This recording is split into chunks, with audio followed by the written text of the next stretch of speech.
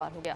किवाड़ी सदर university road, शारा फैसल, गुलिस्तान जोहर, north नासमाबाद, north Karachi समेत दीगर मकामात पर भी तेज बारिश से हमें अपडेट करेंगे खुरम गुलजार बताइएगा।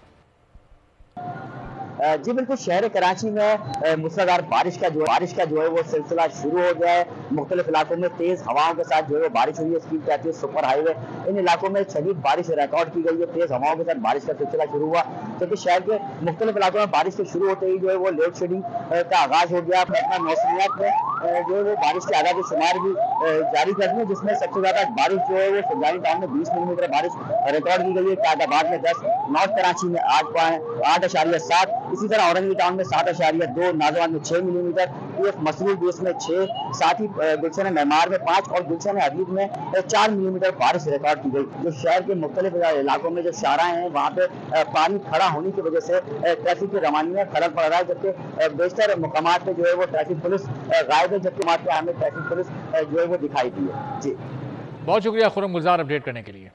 पाकिस्तान को मौशी बहरान से निकालने के लिए सियासी और अस्करी क़यादत ने कमर कस ली है।